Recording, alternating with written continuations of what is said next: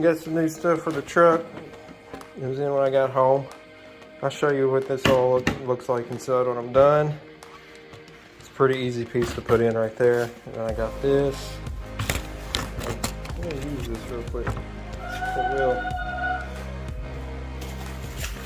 So I got this to put on. This is gonna be a little more complicated. It's gonna be that's a tail light, the reverse tail light. I'm just looking it over here, make sure it looks good. You got a little switch here on the inside, which I don't know why it's on the inside. So before I seal it up, I want to make sure I got the switch where I want it. That's what makes it flash when you hit the brakes. I guess I'll leave that on. And then I got this. For the Tundra 2018 plus years. This right here is going to be a lot of fun too. Comes with this little doohickey. I got to run all this. I don't think I need that. Yeah, that's for the 21. It even says it on there. I didn't think I needed this. It's a 20 plus. I don't think I need this one either unless I want to splice into it, which I'm not doing. I do need these. This is what keeps the alarm from going off whenever it automatically starts. The zip ties in here.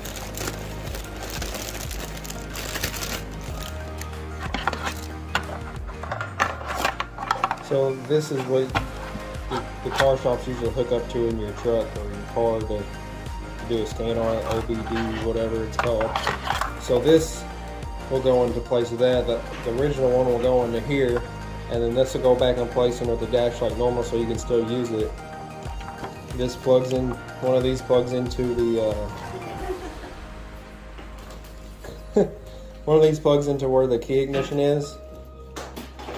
Or the key ignition plugs into here, and then this plugs into the key ignition. So it's just a splice and harness, and then it all comes together and hooks into this, and then you program this to the truck and your key, and then you got an automatic start and trip.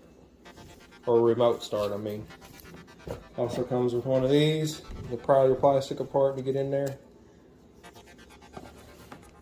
It comes with a sticker, so if you ever go get it worked on at a Toyota shop or just a shop in general, they can know that it's equipped with that, which I can just tell them. It's a big deal.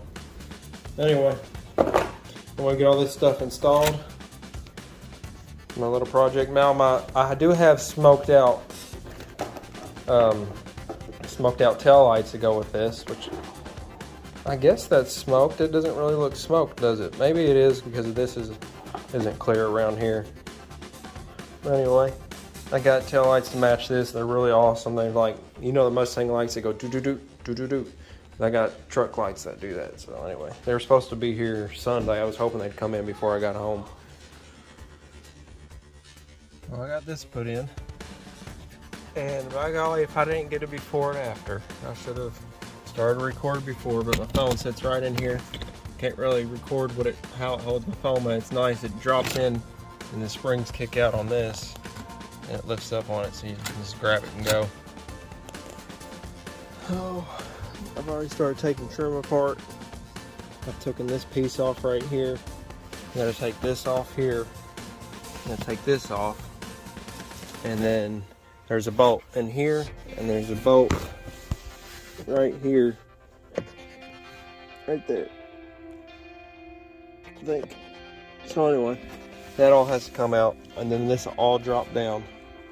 And then I'll be able to get in there and hook up my automatic start kit. I keep saying automatic start, but I mean the remote start kit. Anyway, it just ought to be fun. Remove this piece, then remove this piece. Back there is a little screw bolt, and you can literally undo it with your fingers, and then that all pops off. Then this piece right here popped off, and I thought this was the screw I needed to take out because I wasn't paying attention, and it was right here. So I took that one out and fought getting it all up because it was in there in a crazy angle like that. And then I realized, oh, it was underneath it. So just to FYI, it's not that screw, it's this one. You can see it as soon as you take this off.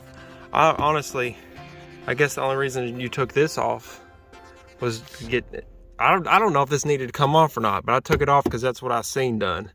But I really don't know if this was necessarily, if it was necessary to even take this off right here. But anyway, this is what I've got so far. I popped all this out, everything come out really good so far. Didn't break nothing, it's a plus. I've been very, very easy with it because that's the last thing I want to do is snap something.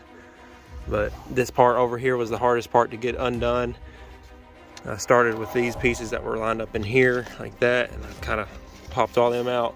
And then I got my wedge in here, and I wedged that one out and got this one loose, and I kind of had to just work my fingers in here and just give it a little yank, and it finally came loose. Then everything stayed in place. Now these tabs, these white ones stuck in there in that hole, and I just pulled them out and snapped them back on there so everything will go back in.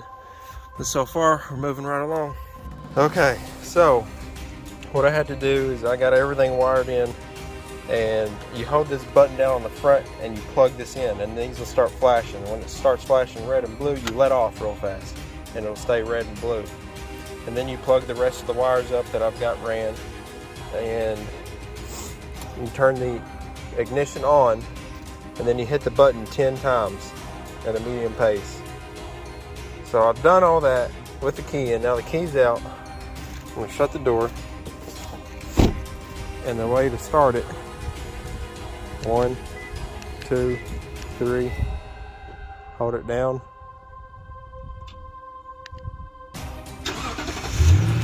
Oh yeah. Locked, oh that's good. Get in, it's still running. So this does work, you have to do it right. You can't skip this step right here with the red one, or when you open your door it will shut the truck off. I learned that just by watching, so I did it the right way the first time. And then you hit it 3 times, 1, 2, 3, hold it down, turns it off. So I'm pretty excited about that.